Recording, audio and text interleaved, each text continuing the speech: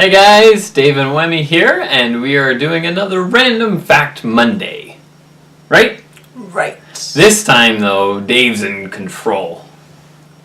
We'll see how it goes, guys. Wemi's gonna have to sit there in silence. Now she'll chip in, but I'm running the show. I got some cool science facts to share about space a little bit. Not really, but kinda. So we'll get into it. So here we go. If all the Lego bricks ever manufactured were clipped one on top of another, they would make a tower 10 times as high as the distance to the moon. 10 times to the moon. So with why don't Lego. we all get together and build our Lego? Well, how would you put it up? How would you build, and also nobody wants to waste their Legos. You gotta hold on to your Legos tight, baby. This isn't wasting. This is to accomplish a mission. So you're saying the world should just work together and achieve this common goal? Yeah, like the Tower of Babel. But it's like, there's a lot of common goals we should be working to achieve that don't involve like Legos. Eradicating poverty. Yeah, that might be one. And hunger, and world hunger is a big one. Violence. AIDS. There's a lot of things that we're not working together. That are more important than building a Legos. tower. And also, it's like, you can't just sure, we can place one on top of another, but once it's past, here, what do you gotta do? You need something to stand on, And that's also, this is one on top of another, I think, just one thick, right? That's gonna fall over once you get to 12. Yeah. So. That's cool. It's not really realistic. No. But, Still cool. Yeah. That many Legos. Speaking of the moon, this one's cool. Okay. This one blew my mind. If you could take your car, just flip it on end and drive straight vertical, how long do you think it would take to get to outer space? 1 hour. 1 hour. It takes me over an hour to drive to my parents' place. Wait, so are you saying that doesn't make sense? Why not? Because exactly, if it takes an hour to get to your parents' place, are you saying that's the same distance it is to get out of space? Yeah, pretty much, yeah. So 100 kilometers? That's yeah. Well, I guess. How long? Or would you have to drive your car at 250? You know what I mean? Driving at I was assuming 100 kilometers? I was assuming I was driving at about 100 kilometers an hour, which would make it 100 kilometers to outer space. Yeah. Is that how long it is? It must be. I don't know. But then if you're this was just a cool thing. If you're in Germany where people drive a lot faster. This is take an hour? So what's the average the speed? What speed are they using? Guys, there's got to be research involved. Didn't see that coming, did you? Hang on. How high is outer space? Here we go. There's no firm boundary. Would you get out of here? Jeez. There's no firm boundary where outer space begins. Where space begins. However, the Kármán line at an altitude of 100 kilometers above sea level is conventionally used as the start of outer space and space treaties and for aerospace records keeping. Two things. Okay. First of all, we have space treaties? Absolutely. Because, everything's already claimed. Yeah, not really claimed, but absolutely. Because there's a whole bunch of agreements in terms of, satellites and stuff. Yeah. Okay. Secondly, they said 100 kilometers above sea level. Yes. So if you're in Toronto, where sea level is higher than it is in New York, sea level. No. Sea level is a constant, babe.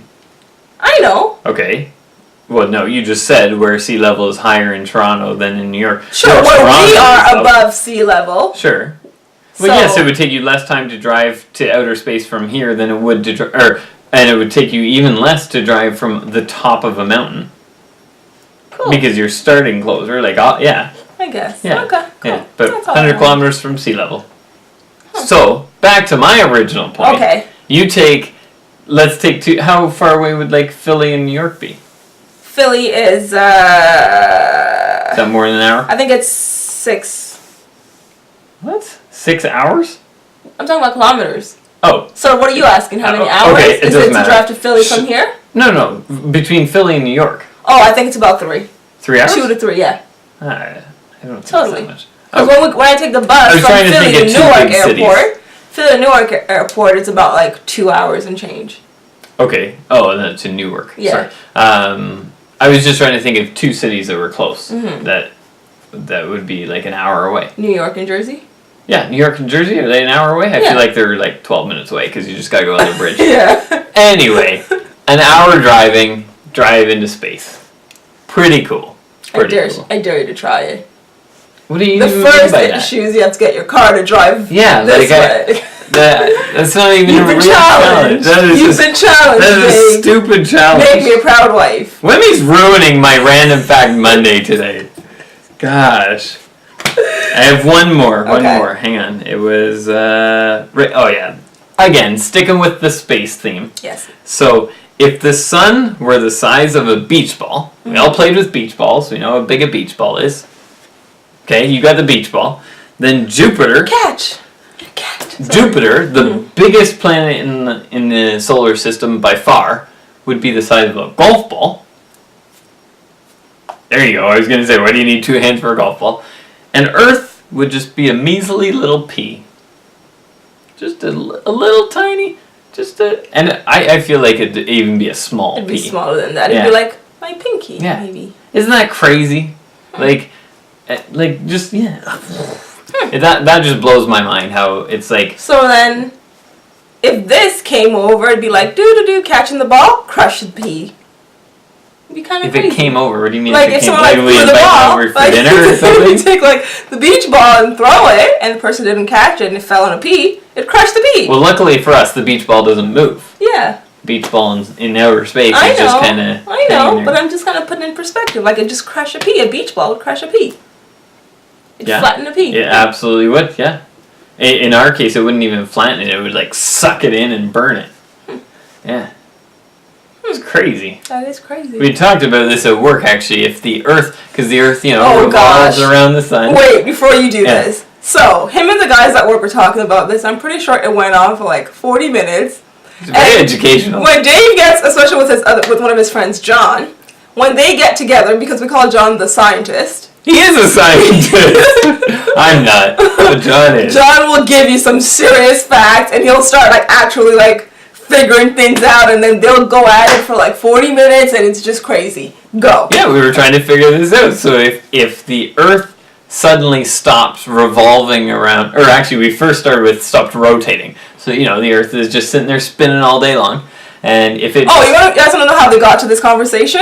We're talking about the earthquake story that we told you guys, how the earthquake shakes off time. They went from there all the way to this. Go on. So if the Earth suddenly stops spinning, then how everybody would just rocket across, you just because right now we're moving at some ridiculous speed, like let's say 1,000 kilometers an hour. So it'd be like a fast car or a fast train just stopping, hitting the brakes. Right. And you're standing on that train, and when the train's moving, you're like, oh yeah, no big deal. You're just, standing, walking, doing whatever. But then if it all of a sudden just stopped, how everybody would just go flying around, and then the other thing. This went real south. This was the funny one. So imagine, that was the spinning. If the Earth, the Earth's revolving around the sun, right? So what if it all of a sudden just stopped revolving? Like it just literally stopped in space.